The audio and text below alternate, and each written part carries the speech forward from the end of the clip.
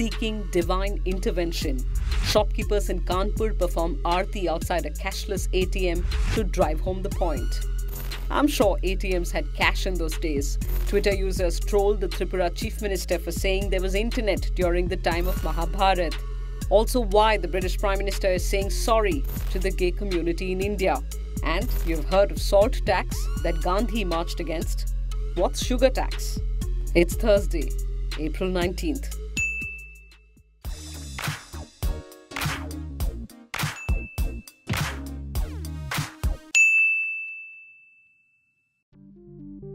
As pictures like these continue to dominate the cash crunch narrative, critics of the government and the RBI say lack of clarity is still defining its response. Here are 5 questions we're asking, answers to which could possibly help better understand what's happening. Is there a shortage in printing and supply of notes? The Department of Economic Affairs Secretary Subhash Garg has said the 2000 rupee note is not being printed for the past few days. However, this doesn't affect the overall supply of the 2000 rupee note. The government suspects the 2000 rupee notes were being hoarded and it plans to increase 5-fold the printing of 500 rupee notes. The RBI has said the printing of currency has been ramped up in all 4 note presses and shortage in some pockets is due to logistical issues.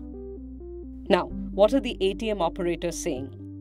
The Confederation of ATM Industry said ATM operators are struggling to fill up their machines in the past 10 days or so as currency supply from banks has fallen. Navroz Dastur, MD at NCR, the largest ATM manager in the country, has been quoted as saying, supply of currency has failed to match the demand and expansion of the economy. We've been seeing a gradual increase in ATM transactions and average ticket size, which we believe is linked to higher demand and also some hoarding of cash. Average ATM withdrawals have risen to 3,500 to 3,800 rupees from the 2,500 to 2,800 rupees. Some ATM operators have complained that the Reserve Bank was also not supplying the newly introduced 200 rupee notes to meet the demand. How are upcoming elections connected to the cash crunch? Elections, and we aren't just talking about the upcoming elections in Karnataka. Madhya Pradesh, Rajasthan, Chhattisgarh go to the polls before the big general election of 2019.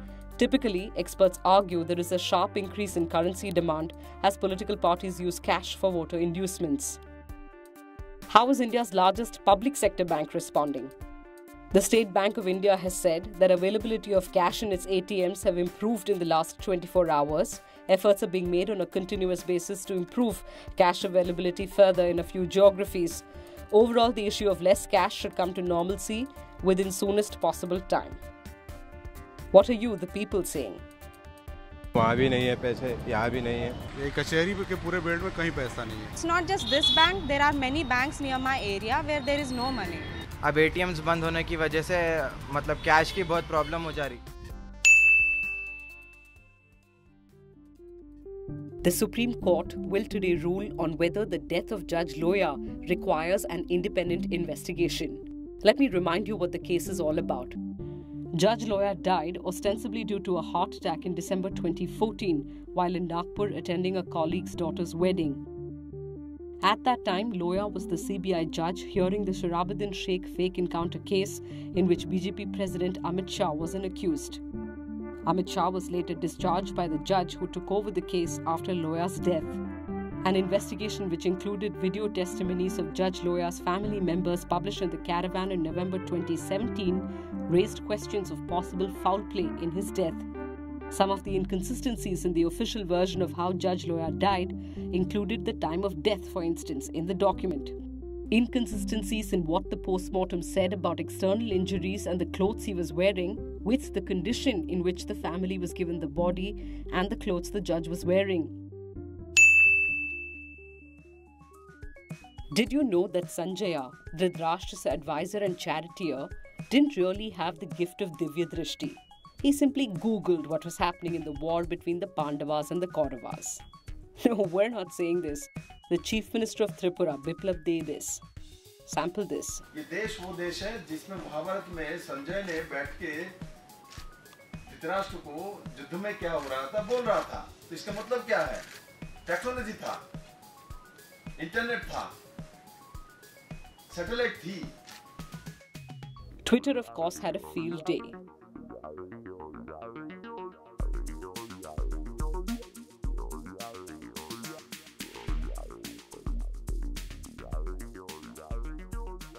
It's no laughing matter though.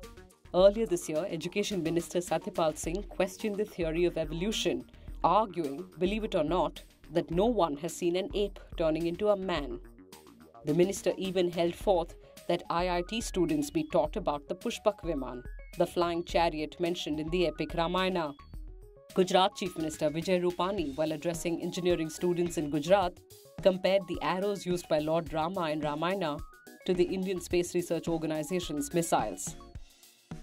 Rajasthan Education Minister Vasudev Devnani held that cows are the only animals which inhale and exhale oxygen, and your cold and cough would be healed if you stood near a cow. Should the country's top leaders be peddling such mumbo-jumbo? British Prime Minister Theresa May has said she deeply regrets the role the United Kingdom has played in criminalising homosexual relations in its former colonies. I am all too aware that these laws were often put in place by my own country. They were wrong then, and they are wrong now. She's right. Section 377 of the Indian Penal Code was imposed by the British more than 150 years ago in India, a place known for accommodating sexual expressions of varying hues. World over, homosexuality is a punishable offence in 76 countries. While much of it was inspired by religious proscription, many of these laws were made and imposed under the British rule. In fact, of the 52 Commonwealth countries or erstwhile British colonies, 36 still have laws that criminalize same-sex relations. Section 377 of the Indian Penal Code criminalizes not just homosexuality, but any, quote, unnatural sexual activity. It was modelled on the Buggery Act of 1533 in England, instituted by Henry VIII, which carried the punishment of death for sodomy, a word derived from the biblical Sodom, a city of evil and excess. In England itself, homosexuality was decriminalized in 1967. So, when Indian outfits, religious or otherwise, decry homosexuality, they're only parroting the moral codes of 19th century Victorian England. In an attempt to curb obesity rates, governments across the world are imposing taxes on sugary drinks. It starts with the manufacturer. They are taxed a certain amount for every extra gram of sugar they put into their drink. As a result, they cut sugar in their recipes or hike up market prices to make up for the tax. The tax collected by the government is used for obesity-related health programs. Is it working? Variably. For Mexico and France, where sales continue to decrease, yes. But for Denmark, where it was scrapped, no. In the United Kingdom, which introduced the tax this month, it's already being called a success, as companies are adjusting drink recipes to reduce sugar. India has the second highest number of obese children in the world after China.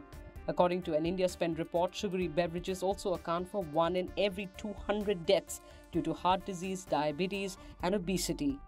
Though such a tax was being mulled last year during the GST debates, little has been done yet.